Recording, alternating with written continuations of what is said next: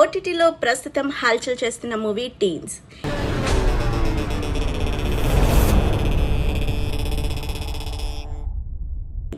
ఇదంతా చిన్నపిల్లలకి సంబంధించిన స్టోరీ. అంటే పెద్దవాళ్ళు చూడకూడదా అంటారా? అస్సలు కాదు, పెద్దవాళ్ళు కూడా హ్యాపీగా చూసేయచ్చు. ఎవరు చూసినా చాలా ఇంట్రెస్టింగ్ గా చూస్తారు. స్టోరీ కూడా అలాగే ఉంది.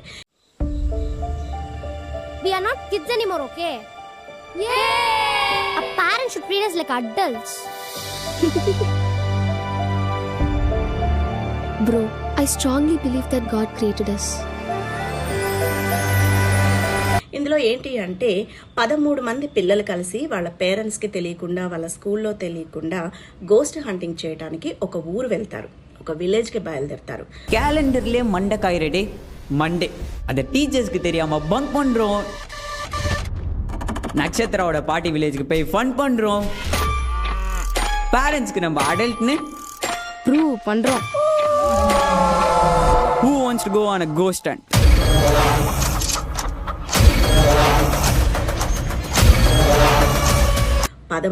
పదమూడు అనగానే చాలా మంది ఇది చాలా డేంజర్ నెంబర్ అని అంటూ ఉంటారు.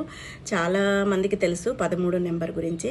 సో ఈ సినిమాలో కూడా అలా 13 మంది పిల్లలు బయలుదేరడం వల్ల వాళ్ళకి ఏం జరుగుతుంది, ఏం నష్టపోతారు, ఎలా ఉంటుంది అనేది story. It's a story which is mysterious and spine chilling.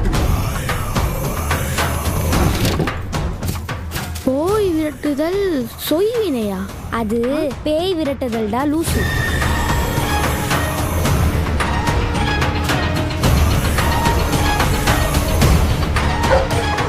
மீதி இருக்க இவ்ளோ டிஸ்டன்ஸ்க்கு நம்ம எப்படி போறது?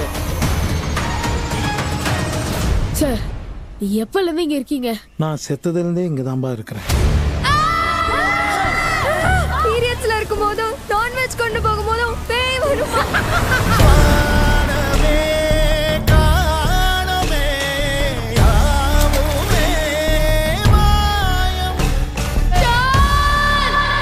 చాలా డిఫరెంట్గా ఉంది. ఇంకా ఏంటి అంటే ఈ సినిమాలో పాపం పిల్లల్ని మాత్రం తెగ పరిగెత్తించారు. సినిమా అంతా పరిగెత్తుతూనే ఉంటారు. కొంచెం అంటే చిన్నపిల్లలకి సంబంధించిన స్టోరీస్ కాబట్టి కొన్ని చోట్ల మనకి ఫన్ అనిపించవచ్చు. బట్ స్టోరీ మాత్రం చాలా కొత్తగా ఉంది.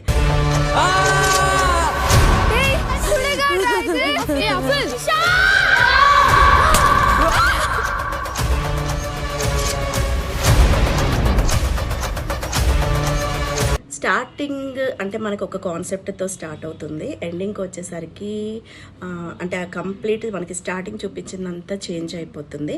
బట్ ఎండింగ్ అలా ఇవ్వడానికి రీజన్ ఏంటి అంటే, ఎండ్ అలా ఎందుకు చేశారు అంటే టీన్స్ 2 కూడా వచ్చేస్తుంది. సో 1 చూసి 2 చూడడానికి కూడా మనం అందరం రెడీ అయిపోదాం. సో గైస్, సినిమా చూడండి, ఎంజాయ్ చేయండి.